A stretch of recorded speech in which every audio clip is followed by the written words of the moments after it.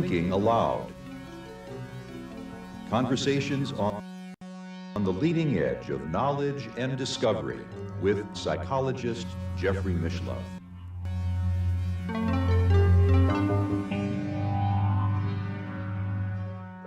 Hello and welcome. I'm 𝗚𝗓𝟗. Today,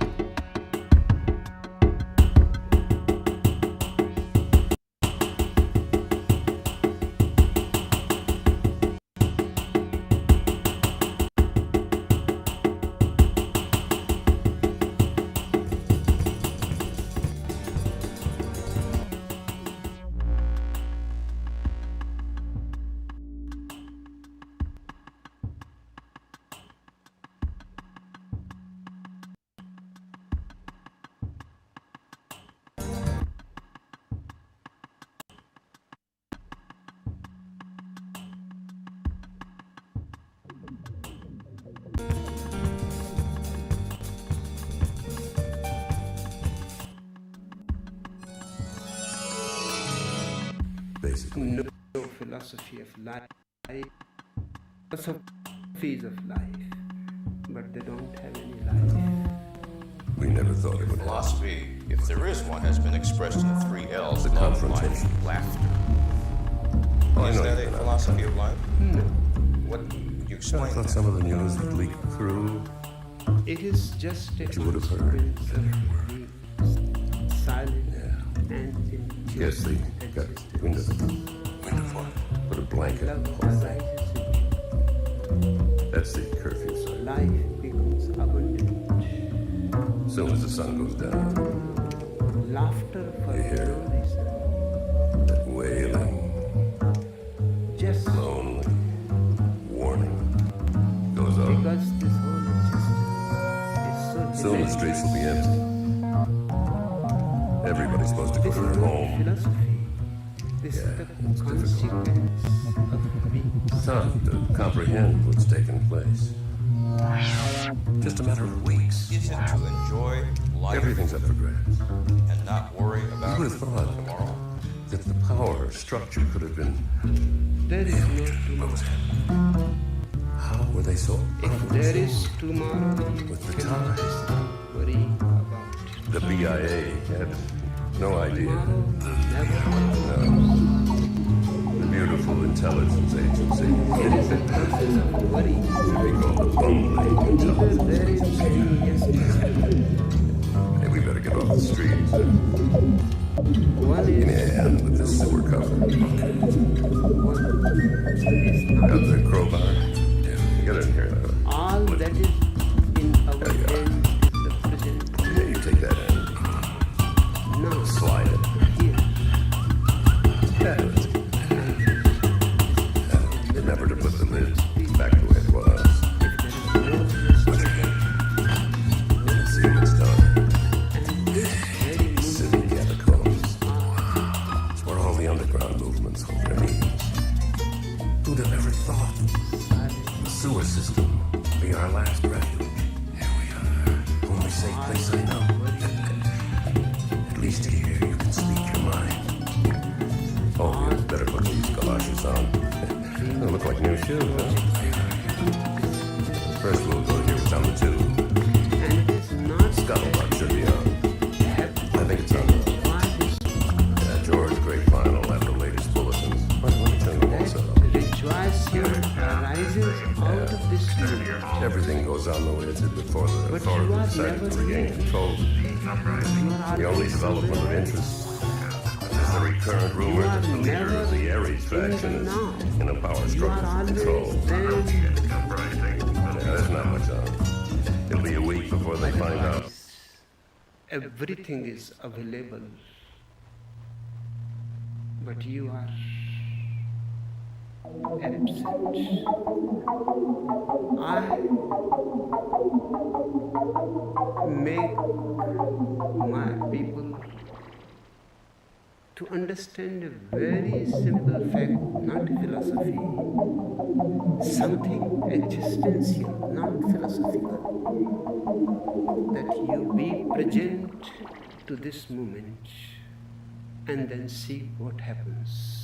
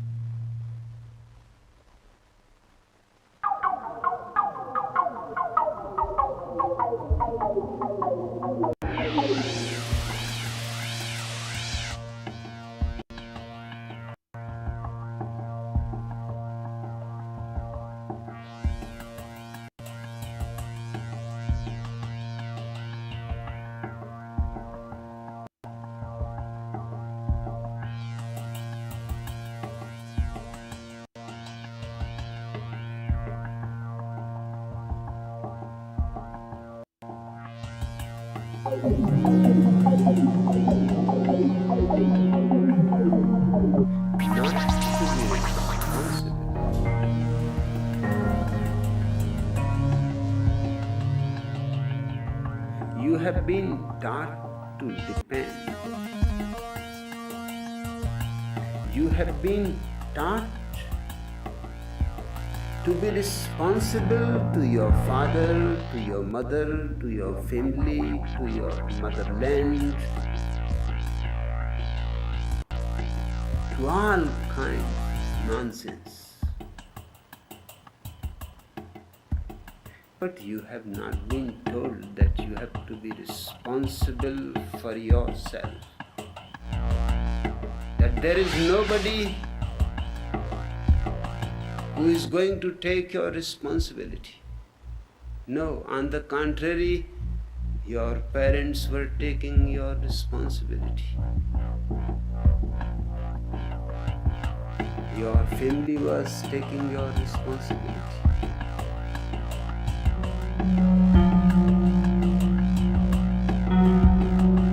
The priest was taking your responsibility for your spiritual growth.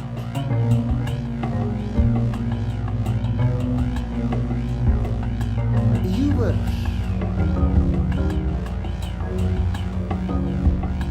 just to follow all these people and do whatsoever they say.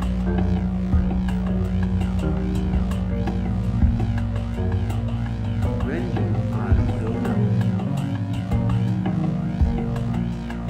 and you are no more a child,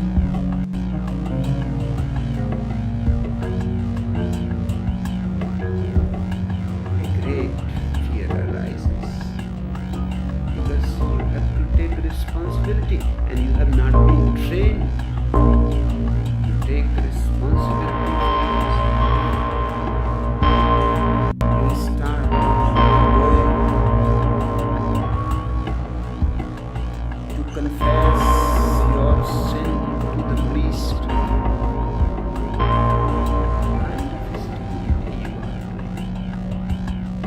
First, to think that you have something.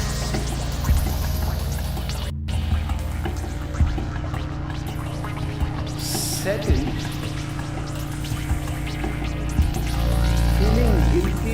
committed it. Third, now you have to go to the priest to confess it, so that he can pray to God to forgive.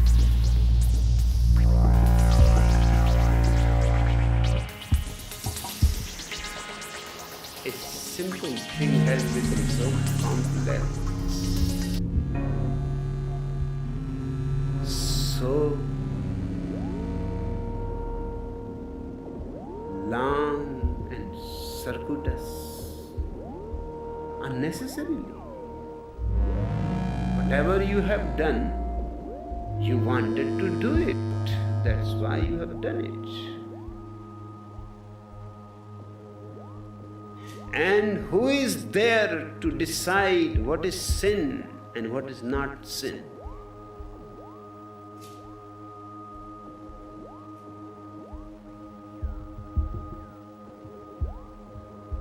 There is no criterion anywhere, no weighing a scale that you can go and weigh how much sin you have committed. 1 kilo, 2 kilo, 3 kilo. How long a sin you have committed. 1 yard, 2 yard, 3 yard.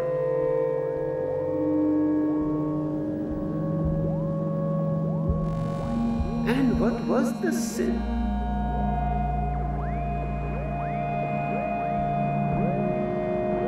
And who is this priest you are going to confess? And it is his strategy. Because if you go on confessing to the priest, you are certainly afraid of the priest, because he knows all ins and outs of you. The priest knows every gossip going in the town. He knows how many husbands are flirting with other people's wives. He knows who is doing what. They themselves go on confessing it. This is the priest's strategy to keep control of his congregation. You cannot leave the congregation because the priest can expose you. And also you are afraid. If you leave the congregation, the priest may not ask God for you to be forgiven. And you have committed so many sins. Now it is too late. You have to remain in the same herd, in the same crowd for your whole life.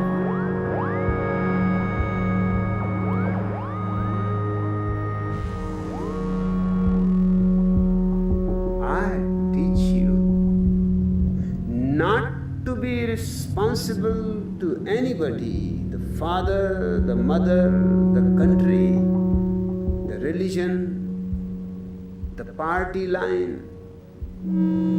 Don't be responsible to anybody. You are not. Just be responsible to yourself. Do whatsoever you feel like doing it. If it is wrong,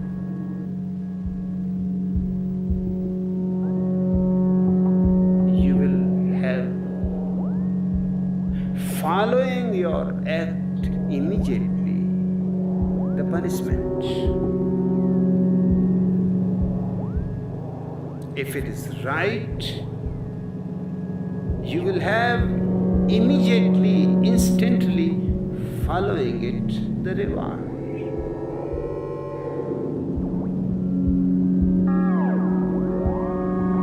And there is no other way. This way you will start finding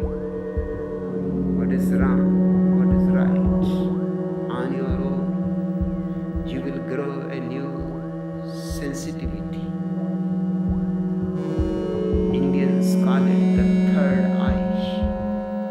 You will start seeing with a new vision, a new eye.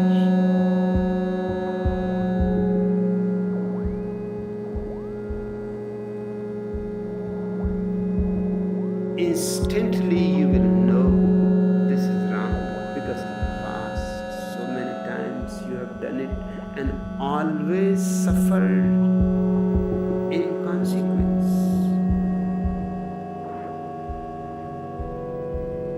You will know what is right, because whenever you did it, there was great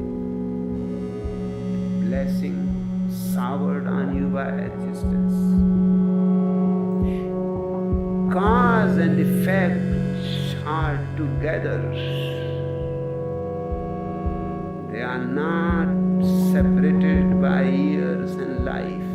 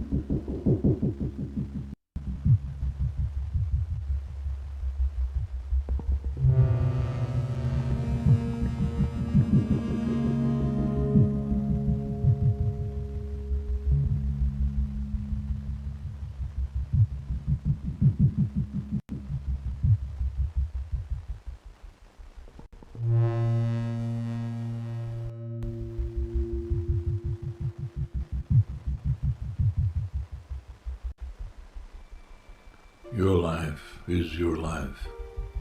Don't let it be clubbed into dank submission. Beyond the watch, there are ways out. There is a light somewhere. It may not be much light, but it beats the darkness. Beyond the watch, the gods will offer you chances. Know them. Take them. He can't beat death, but he can beat death in life, sometimes. And the more often you learn to do it, the more light there will be. Your life is your life. Know it while you have it. You are marvelous. The gods wait to delight in you.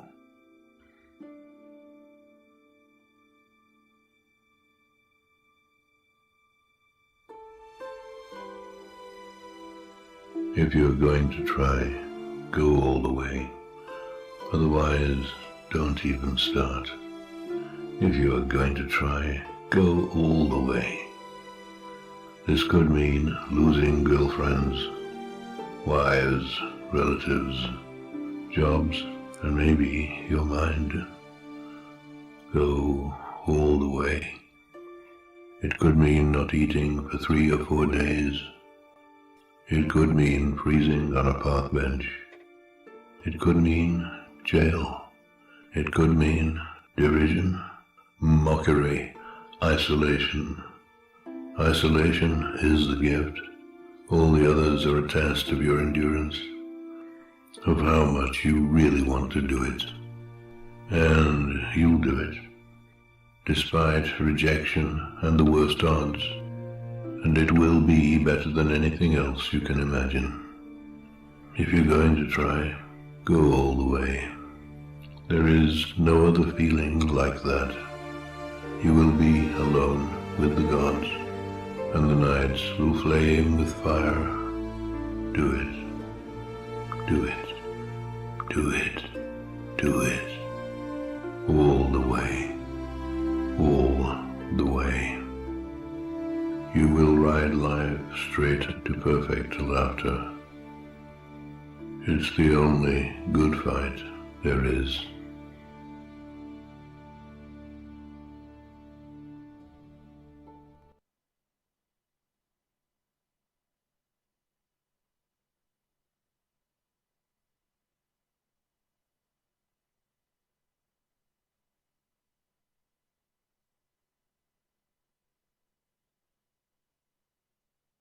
Approaching the Unconscious by Carl Jung, produced by Audio Scholar and Syntropy Audio. Your reader is Julian Lopez Morillas. Approaching the Unconscious was the last work undertaken by Jung and is the lead essay in the popular anthology Man and His Symbols. Its catalyst was a dream Jung had in which he recognized the need to explain his theories to the lay public. After his famous break with Sigmund Freud in 1913, Jung's investigations into the therapeutic role of unconscious symbolism in dreams, myth, and religion led to his theory of archetypes. Psychological health is fostered by assimilation of archetypes, or natural symbols, surfacing from the unconscious. They bring back a piece of life that gives purpose to and thus enriches human life. And now, Approaching the Unconscious by Carl Jung. The importance of dreams. Man uses the spoken or written word to express the meaning of what he wants to convey. His language is full of symbols, but he also often employs signs or images that are not strictly descriptive. Some are mere abbreviations or strings of initials, such as UN, UNICEF, or UNESCO. Others are familiar trademarks, the names of patent medicines, badges, or insignia. Although these are meaningless in themselves, they have acquired a recognizable meaning through common usage or deliberate intent. Such things are not symbols. They are signs, and they do no more than denote the objects to which they are attached. What we call a symbol is a term, a name, or even a picture that may be familiar in daily life, yet that possesses specific connotations in addition to its conventional and obvious meaning. It implies something vague unknown or hidden from us. It has a wider unconscious aspect that is never precisely defined or fully explained, nor can one hope to define or explain it. As the mind explores the symbol, it is led to ideas that lie beyond the grasp of reason. Because there are innumerable things beyond the range of human understanding, we constantly use symbolic terms to represent concepts that we cannot define or fully comprehend. This is one reason why all religions employ symbolic language or images. But this conscious use of symbols is only one aspect of a psychological fact of great importance. Man also produces symbols unconsciously and spontaneously in the form of dreams. It is not easy to grasp this point, but the point must be grasped if we are to know more about the ways in which the human mind works. Man, as we realize if we reflect for a moment, never perceives anything fully or comprehends anything completely. He can see, hear, touch, and taste, but how far he sees, how well he hears, what his touch tells him, and what he tastes, depend upon the number and quality of his senses. These limit his perception of the world around him. By using scientific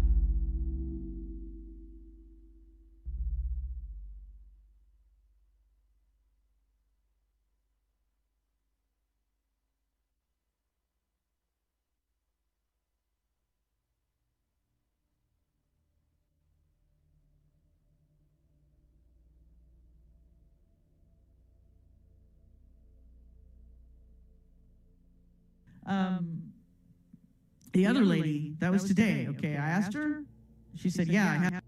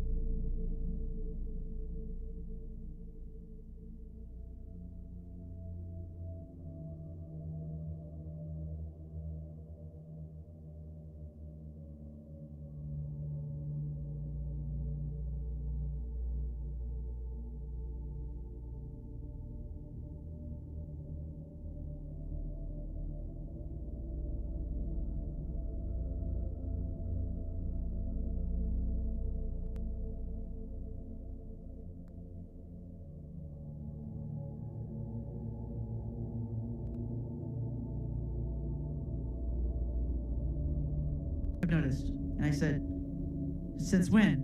A couple months? Since the eclipse? Yeah. And it was like, shit. I'm not imagining this. And, you know, I talked to her for the length of my ride, and she came off as someone who was aware of somewhat. She knew a little bit about chemtrails, but she's not any kind of, you know, voracious consumer of conspiracy theories or any other kind of wacky, you know, I did not think she was flat earth or anything, so It's just that she's sort of aware. She said like she's homeschooled her child, at least during early years, and she's kind of a little bit offbeat. Always, just wants to avoid propaganda herself and for her daughter, is what I gathered. But she didn't proselytize any idea to me, and nor did I to her. I didn't talk about flat Earth or anything, aliens, simulation. We didn't talk about any of that. We talked about chemtrails. Finally, we got there. But it took a while for me to go there because I didn't want to scare her off. I wanted to find out what she had observed about the sun, and she said, yeah, it's white now, and it wasn't. And also, she said something about she thought the air was thinner.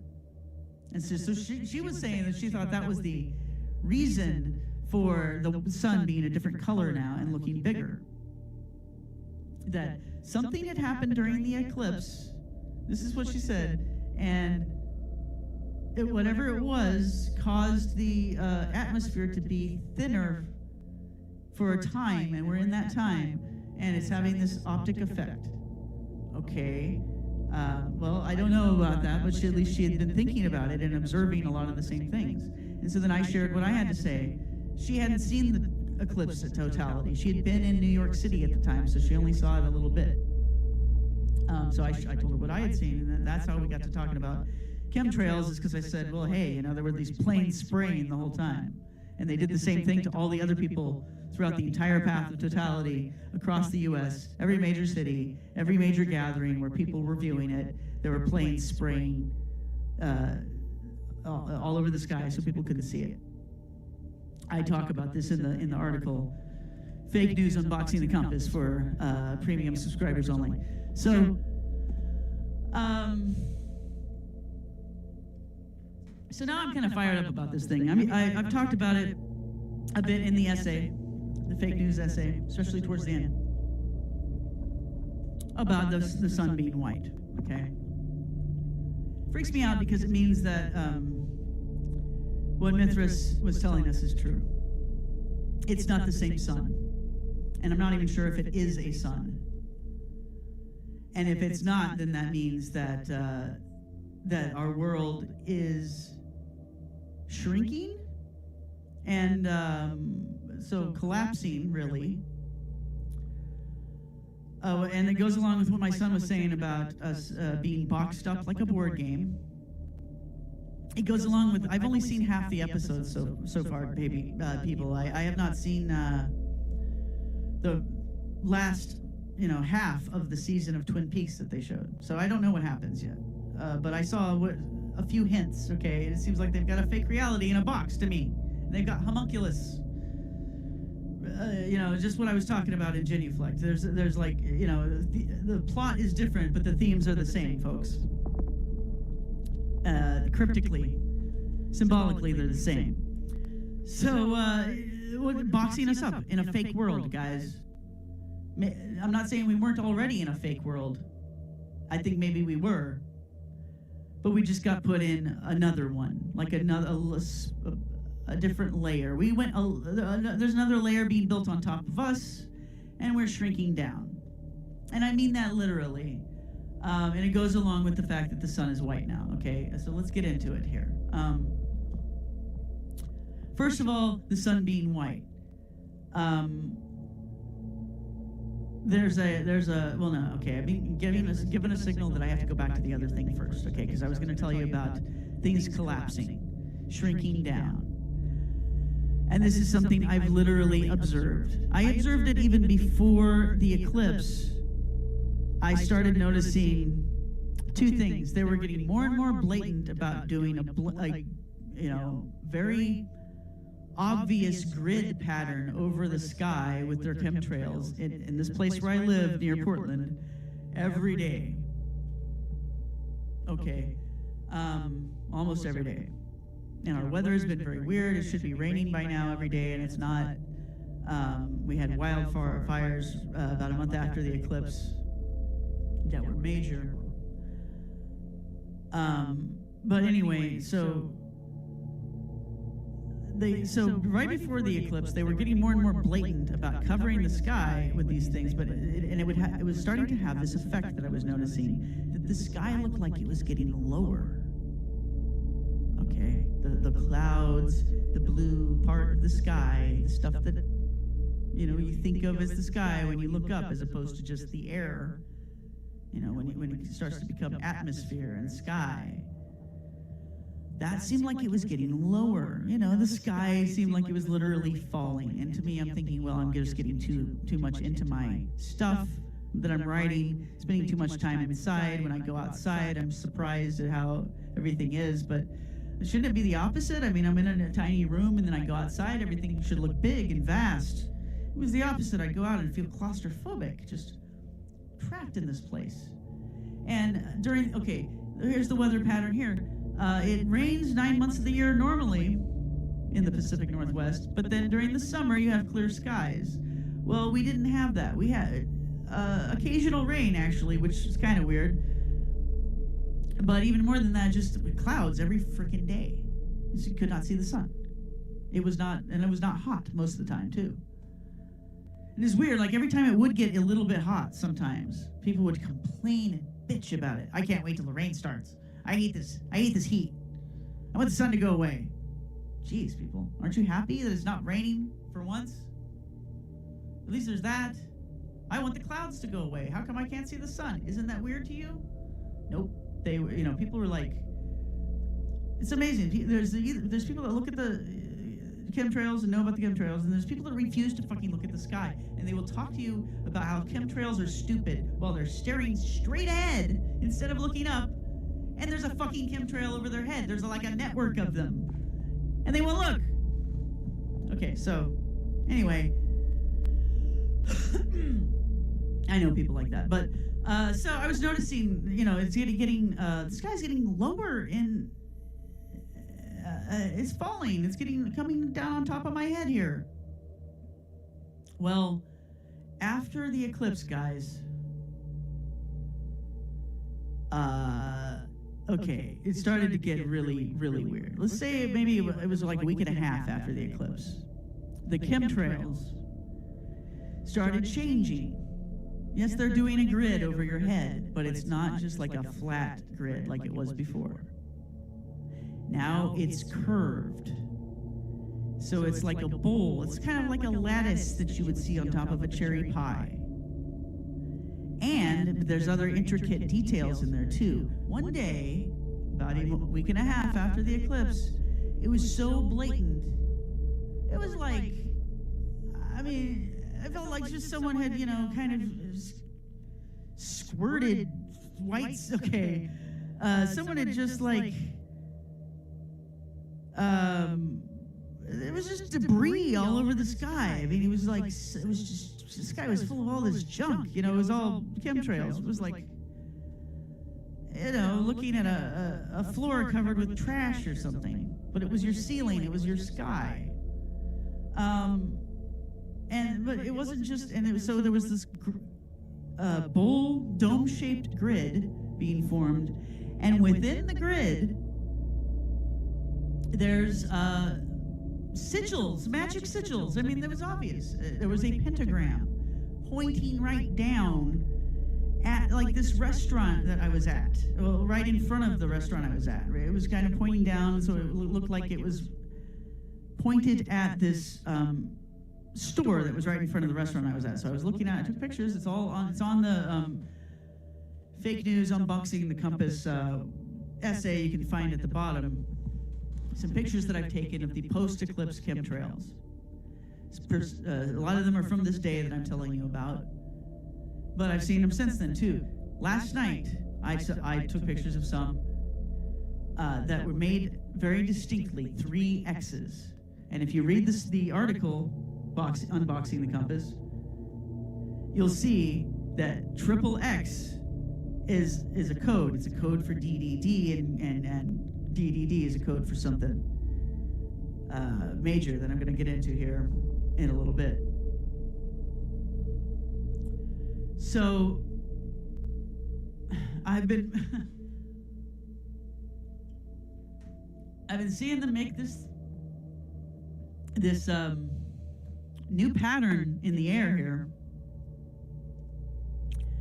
and it includes all these weird magic sigils. So they're doing spells on us. That's what it seems to me. But the effect of the dome-shaped grid is that when it fans out, as chemtrails do, is they fan out and they become like a blanket, a cloudy blanket over the entire sky, right?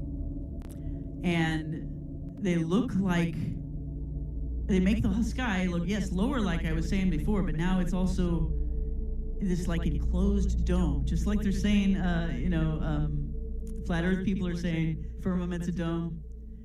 This makes your kind of metro area, the general area around you look like a very small enclosed dome. Not the world, just the area around you.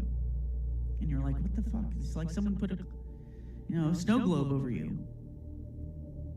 Well, I haven't had anyone, I don't know, maybe there's something wrong with my eyes, because I haven't had anyone else really say this. But I'm wondering if so I've only talked to a few people about it, though. Anyone else notice? I don't know, but this is what I'm seeing, okay? And it connects in my mind with what I was told on the board about them folding up our world. And I believe making us into sort of a subservient simulation to act as a slave, and as I talk about in the article, fulfilling the role of Atlas, holding up the new world that is being built on top of us. And I think that this is something that has happened before, and that we are in fact occupying such a place, and that there is a world that we are built on top of also, or several of them, probably. And so that's something maybe I'll get into in a later discussion. But just to wrap up this one, I suppose, let's talk about the sun that I'm seeing. I haven't had anyone confirm yet that they're seeing the sky closing in around them the way I'm seeing it, but I have seen the chemtrails in the sky that seem to conform to a pattern that I found at the end of John Dee's 𝗚 hieroglyphica, which I believe is tied in with the mystery of the diamond. I think he may have been the one to originally discover the mystery of the diamond that I write about in Genuflect, and I'll have to expand on that later. But 𝗚 hieroglyphica is, I think, where he spells out the mysteries, or how he did that, how he figured out the code of the diamond and what it really means. I think it's actually about creating a new universe, just like I've been saying, because 𝗚 hieroglyphica is all about breaking down the 7 planets and then building them up into one. The title refers to a hieroglyph that he invented that combines the sigils, the symbols of all 7 classical planets into one thing. It looks kind of like a little man standing there, and he's got like a sun head, because the sun symbol is a circle with a little dot in the middle, and he's got the lunar crescent, because the lunar symbol is just like a little curved line for the lunar crescent. He's got the lunar crescent as his crown, and then some of the other planet symbols form his body, and at the bottom you have this M shape that is his legs, okay? And then at the end of this text, which is written in code completely, John Dee talks about, he seems to be talking about creating a universe, okay? Him and I think 4 friends, he says, got together and did this. He seems to be cryptically saying they created a world the same way God did, using the same principles, because he figured out the code.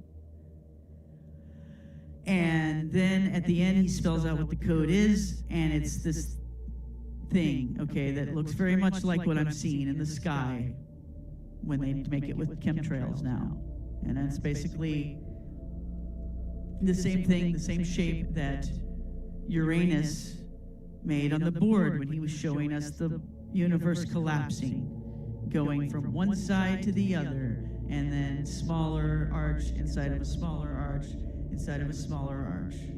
This is what John Dee does at the end of his book, Bonus Hieroglyphica, he shows you how this is, and he explains what it is, but it doesn't make any sense to me, honestly. I don't know yet what it all means.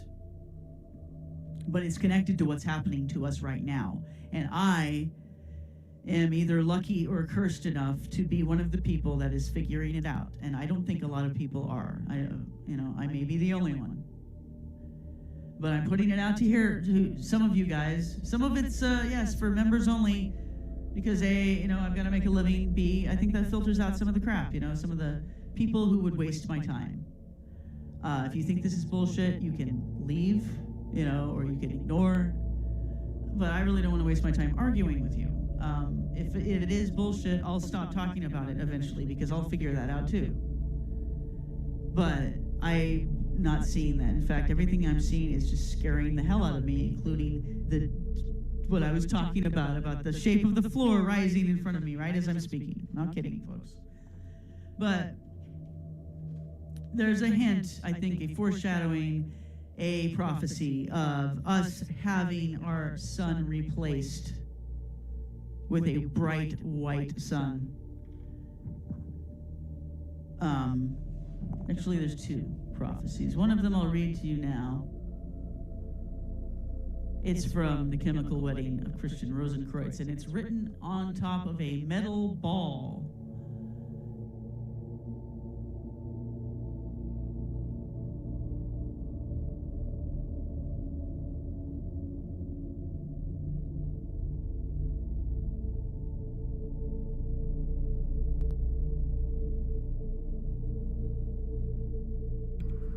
So that was the end, it looks like, of 𝗚𝚪𝞪 Part 2, or Part 1, Part 2. So I'm gonna play 𝗚𝚪𝞪. Alright, so this shit is this is a trip. I love y'all so much for being here. This is like the most people and the most people we've had in the chat ever on the show, which is sad, but it's also awesome because, like I said, I really care about Tracy and the work she was doing, so I'm happy that people are equally as enthusiastic. I'm probably gonna fall asleep. I'm literally laying down and having this on. So hi, this is Tracy Twyman, once again here for the Twyman trip. It's been a while, and I want to update you just to start with on what's going on in my life and why it took so long for me to get more content in the members site. Also going to tell you how I'm going to process that free month, that discount for this month that I promised everybody, since I know that I wasn't able to deliver exactly on the amount of content that I said I was going to. What happened is my father has fallen ill. It is a terminal situation, and I spent almost a month there, I guess 3.5 weeks there, at my parents' house with my son, helping my mom take care of Dad, who had just come home from the hospital in hospice, and we were just caring for him, trying to make it as comfortable as possible. After 3.5 weeks, I eventually just had to come home. But the whole time I was there, I was pretty much unable to record anything or edit anything because of a lack of technology, and also just being busy all the time. There was a lot of work to be done over there, and at any rate, so it was kind of stress. There was an additional stress in the situation. Was thinking, oh man, I just started this members section on my website, and I promised all this content to these people, and now I can't deliver it. It's been weighing on my conscience heavily, and even when I said that I'm going to make this month free, I'm not sure that I've been able to stop the charges from going through. So I think that I'm going to have to issue refunds, which will happen soon here, as soon as I can get it turned around. But then hopefully. I'd like to start December with, a normal, what should be the normal process from now on, which is I would like to deliver several audio and video programs to you per month. I'm anticipating many, many hours per month of stuff for your $10 or $11 if you're signed up on Patreon, but usually people sign up on the website, it's $10 a month. Patreon, I think I set it for 11, and there's no particular reason why. That's what I set it up as at the time, because I set up Patreon a long time ago. Anyway, but the good news is that the audience has been really supportive. This has been I would say, most well-received endeavor and most fruitful endeavor in a lot of ways, most promising endeavor that I've ever been involved in, because of the idea that the more people I add into this program, the more I'm going to have this fairly reliable monthly income that will enable me to continue doing the kind of work that I know you guys would like me to do.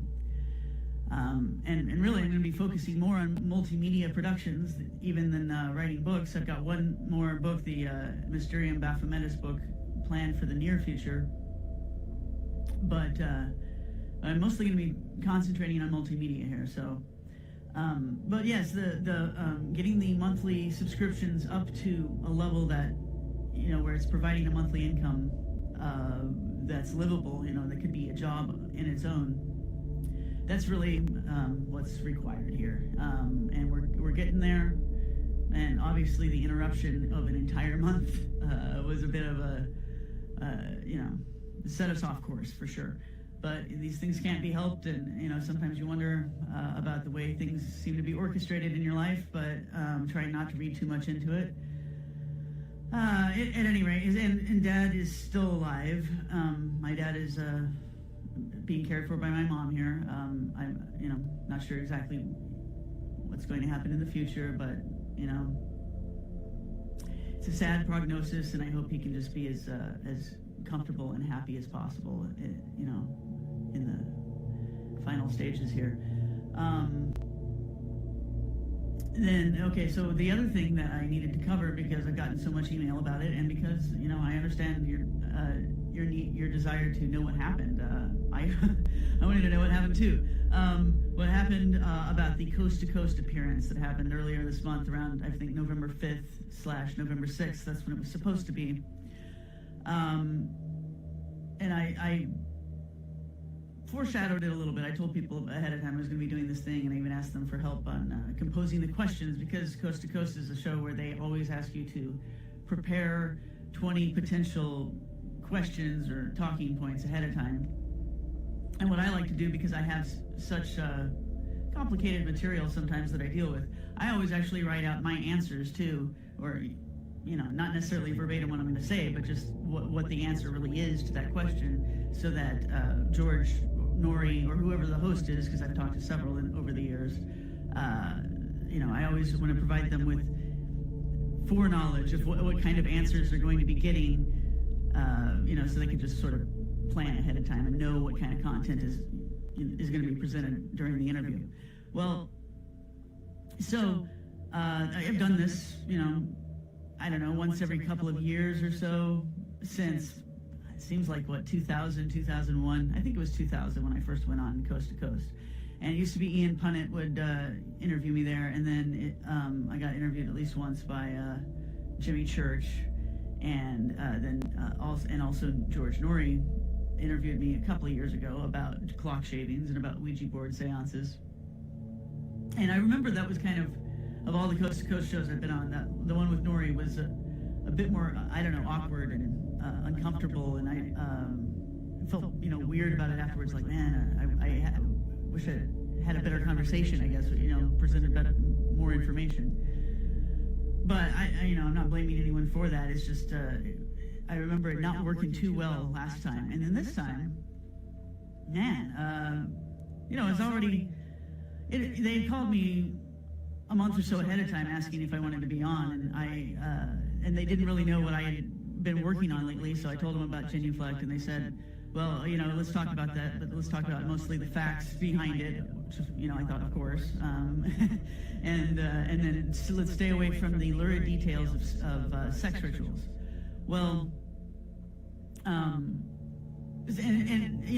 I thought it was understood, like, well, okay, I'm going to have to mention that we're talking about sex rituals causing the pillars of heaven to collapse and the sky to fall and universal destruction. But and it has to do with the cult of the Temple of Mithras and all these other cults that I profile in the novel Genuflect. Well, you know, I assume that was understood when I talked to the producer. Well, I'm going to have to touch on it somehow. You know, just try to keep it down to minimal details. So anyway, in between now and the actual air date and them, you know, when they first contacted me, this thing with my dad came up, and so I ended up going to Phoenix, and I was, you know, pretty consumed with that. So it was quite a challenge for me to take time out of that to write this list of questions and answers for George Norrie. But I forced myself to do it. It was hard, hard to focus on that when the other stuff was going on, and hard to find time to do it. But anyway, I did, and I sent him some questions, and I ended up thinking, oh, this would be a great interview if we could cover even 50% of this during the time I'm on. Well, so anyway, I sent it to them, and the producer gets back to me, and at this point, I'm still dealing with Lisa Lyon, who is the producer that I've always dealt with. She's the one that sets up interviews and stuff. So she's not the producer on air, but she's the producer that puts the show together before airtime. So anyways, she's always been cool to me. And she just said, I want to change the questions a little bit, so it doesn't focus on the book as much and is, more general information, which I thought is weird. I was confused about that. But I did rewrite. I rewrote the questions, and it was basically rewriting all over again, the whole thing. But I did it in such a way that, dealing with different questions and everything. But the point was just so that the word genuflect wasn't in the questions as much, I think. Again, it surprised me because I thought, well, surely he's not going to be reading my questions verbatim. So if he wants to put a different angle or spin on it, couldn't he, figure out how to do that? So I thought it was odd that they needed me to rewrite my own questions. That I felt like I had given them enough information from which they should be able to draw questions. But they wanted me to do all the work here to do the kind of show they wanted. So I did, because it's a big show, but draws traffic and makes an impression. Mainly it makes an impression because over the years it hasn't been bringing in as much web traffic. And it does have a temporary effect on your book ranking, but it hasn't been as impressive in the last few years as it was in the beginning when I first started going on the show. And I just figured that's because of things changing about the way people receive media and things like that. But anyway, but still, it was like I always considered it an honor to be on the show because it's a big show, and I know a lot of people are listening, important people and media and just people who are interested in the paranormal. Yeah, a lot of my audience, so I wanted to do it, even though it's been a long time now, months since I've been able to just take interview requests from smaller shows. I have my email box is full of probably 200.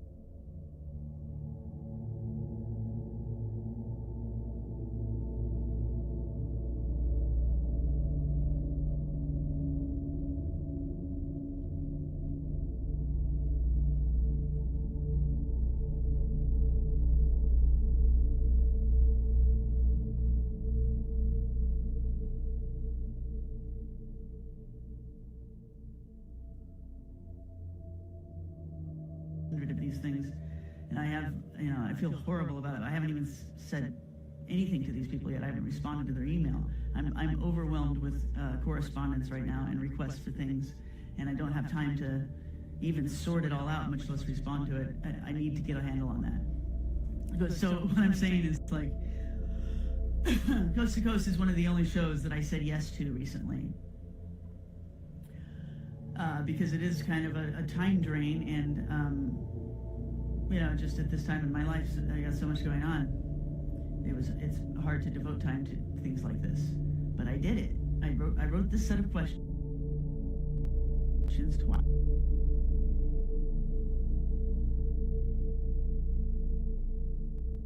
And presented it to them, and all the while I have this thing hanging over my head about how I know that they demand a landline to do the interview, and this is something